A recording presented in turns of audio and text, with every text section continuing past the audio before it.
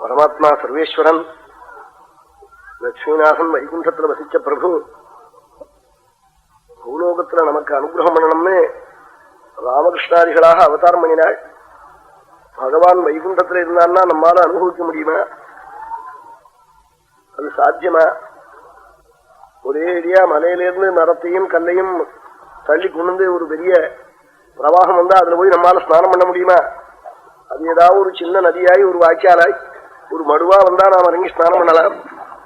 அது மாதிரி நம்மால வைகுண்டம் போய் பகவானை பஜிக்க சாத்தியமில்லை. அதற்காக கருணையினால பகவான் பூலோகத்திலே ராமகிருஷ்ணாதிகளாய் ஒரு காலங்கள்லயும் வந்து அனுகிரகம் பண்ணியிருக்காள். என்ன அனுகிரகம் பண்ணியிருக்காள்? நாம் இந்த வாழ்க்கையில இந்த லோகத்துல க்ஷேமத்தை அடையறதுக்கு எது மார்க்கம், பரலோகத்துல க்ஷேமத்தை அடையறதுக்கு எது மார்க்கம், நம்ம கஷ்டங்கள் எப்படி நீங்கும், இதுக்கு எது காரணம் என்பதை சுவாமி நடத்தி காண்பிச்சிருக்காள். ராமாவதாரத்துல 11,000 வருஷம் ராஜ்யம் ஆண்டு தர்மத்தை வேதத்துல சொல்லியிருக்கிற தர்மத்தை சுவாமி நடத்தி காட்டினாள்.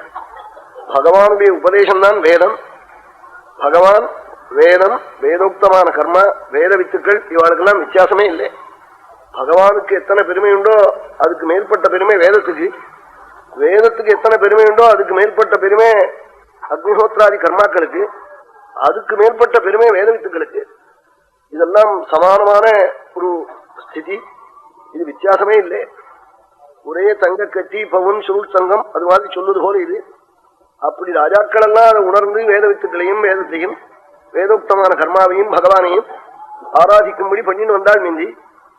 இப்ப கலியாகினாலே ரட்சிக்கிறவாள் குறைஞ்சு போயிடுது, அதனால நம்பிக்கையும் குறையிறது. அதெல்லாம் குறையாம இருக்கிறதுக்காக தான் பகவான் அவதாரம் பண்ணி தன் சரித்திரங்களை மகர்ஷிகள் எழுதி வைக்க முடியா பண்ணினாள். வேதத்துல சொல்லி இருக்கிற ரகசியத்தை எல்லாரும் நாமெல்லாம் வேதத்துல பூந்து அனுபவிக்க முடியுமா? நம்மால சாத்தியமா? எல்லாரும் கருப்பன் தோட்டத்துல போய் கரும்பை வெட்டி வெள்ளம் காய்ச்சி சாப்பிட முடியுமா? யாரோ கரும்பு தோட்டம் போட்டு அதை யாரோ வெள்ளமா பண்ணி சர்க்கரையா பண்ணி கடையில அழகா கொண்டு வச்சா நம்ம போய் வாங்கிட்டு வரோம். அது மாதிரி வேதத்துல சொல்லி இருக்கிற தர்மங்களை எல்லாம் பகவான் ராமாவதாரத்திலையும் கிருஷ்ணாவதாரத்திலையும் நடத்தி காட்டி உபதேசம் பண்ணி அனுகிரகம் பண்ணியிருக்காள். ராமாவதாரத்துல பகவான் தன்னை மனுஷனாகவே நடிச்சு காண்பிச்சாள்.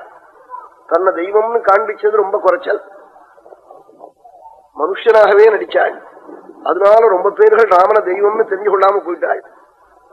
ஆனா சாட்சாத் ரங்கநாதன் தான் ராமாவதாரம் பண்ணினாள். எந்த பிரபு ஸ்ரீரங்கத்துல பிரகாசிக்கிறானோ அந்த ரங்கநாதனை கௌசல்ய பூஜை பண்ணினாலாம். ரங்கநாதனுடைய அர்ச்சனையில ஓம் கௌசல்யாராதித சரணாய நமஹ, கௌசல்ய ரங்கநாத சரணத்துல புஷ்பத்தையும் துளசியும் போட்டு தேஞ்சி போச்சுட்டாள். அப்படி பூஜை பண்ணிருக்காள். பகவானிடத்துல ஒரு துளசி புஷ்பம் அர்ச்சனை பண்ணிவிட்டா சுவாமி மறக்கவே மாட்டாள். அதுவும் ராமன் கிந்தேயம் கிமதேயம் இத்தியவிதுரம்ங்கிறாள் தீர்த்துருவாள். பக்தாளுக்கு எதை கொடுக்கலாம் எதை கொடுக்கப்படாதுன்னு தெரியாதான் ராமனுக்கு. எதை வேண்டுமானாலும் வாரி கொடுப்பனாம். அப்படிப்பட்ட மூர்த்தி ஸ்ரீராமன்.